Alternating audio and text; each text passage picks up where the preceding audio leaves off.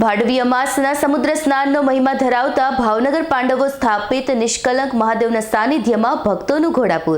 કોડિયાકના દરિયા કિનારે નિષ્કલંક મહાદેવના દર્શને માનવ મહેરામણ ભાદરવી અમાસના મેળામાં ઉમટ્યું છે। નિષ્કલંક મહાદેવ પાંડવો દ્વારા સ્થાપિત માનવામાં આવે છે, જ્યાં ભાવનગરના પૂર્વ રાજવીના પરિવારની પહેલી ધજા ચડાવવાની પરંપરા છે।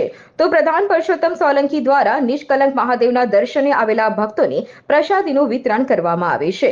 અહીં મેળાને લઈને સુરક્ષા બંદોબસ્ત માટે મસમોટો પોલીસ કાફલો ગોઠવાયો છે। પાંડવો સ્થાપિત નિષ્કલંક મહાદેવના સાનિધ્યમાં ભાદરવી અમાસ નિમિત્તે પ્રથમ રજવાડાની ધજા ચડાવ્યા બાદ ભક્તોને દર્શન માટે ખુલ્લું મૂકવામાં આવ્યું હતું। ભાદરવી અમાસના સમુદ્ર સ્નાન નિમિત્તે ભવ્ય મેળાનું પણ આયોજન થાય છે, ત્યારે ચુસ્ત પોલીસ બંદોબસ્ત વચ્ચે લોકોની જનમેદની નિષ્કલંક કોડિયાક ખાતે ઉમટી પડી છે। જો કે છેલ્લા ઘણા વર્ષોથી ગ્રામના ધારાસભ્ય અને કોળી સમાજના હૃદય સમ્રાટ પરસોત્તમભાઈ સોલંકીના માર્ગદર્શનથી કોળી સેના યુવા નેતા દિવ્યેશભાઈ સોલંકી અને કોળી સેના દ્વારા પ્રસાદી વિતરણ કરવામાં આવે છે। આજે સોમવતી અમાસના દિવસે કોડિયાકના દરિયાકાંઠે નિષ્કલંક મહાદેવના દર્શનાર્થે ભારતભરમાંથી મોટી સંખ્યામાં યાત્રાળુઓ દર્શનાર્થે પધારેલ છે। અત્રે દરિયા કિનારે મેળાનું બી આયોજન કરવામાં આવેલા છે। એ અનુસંધાને મોટી સંખ્યામાં પોલીસ બંદોબસ્ત ફાળવવામાં આવેલા છે, જેમાં 9 જેટલા પીઆઈ કક્ષાના અધિકારીશ્રીઓ, 20 જેટલા પીએસઆઈ તથા 1000 જેટલા પોલીસ કર્મચારીઓ, એસઆરડી અને જીઆરડીનો ફોર્સ તૈનાત કરવામાં આવેલા છે।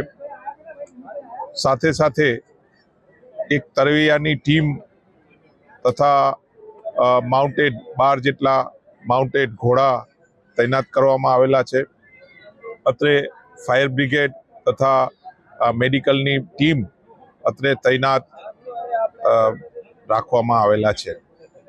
ચુસ્ત બંદોબસ્ત હેઠળ આ નિષ્કલંક મહાદેવનો જે બંદોબસ્ત છે અત્રે રાખવામાં આવેલા છે। ભાવનગર નિષ્કલંક મહાદેવ ભાદરવી અમાસમાં મેળો યોજવામાં આવ્યો છે।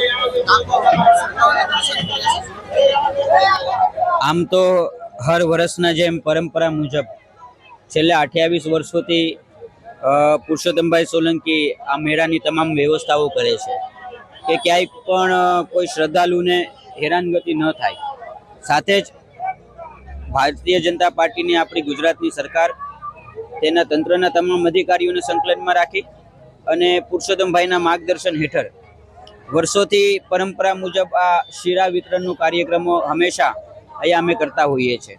અને આ વખતે તો એનો વિશેષ એક મહત્વ એવો છે કે છેલ્લો સોમવાર અને શ્રાવણીયો સોમવાર અમાસ આવી એટલે ખૂબ મોટી સંખ્યામાં લોકો અહીંયા ઉમટી પડ્યા છે।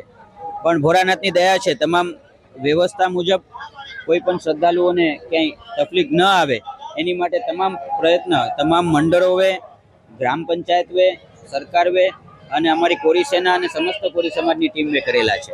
ઇરફાન સોલંકીનો રિપોર્ટ, S9 ન્યૂઝ, ભાવનગર। અમારી તમામ માહિતીથી અપડેટ રહેવા માટે જોડાયેલા રહો S9 ન્યૂઝ સાથે।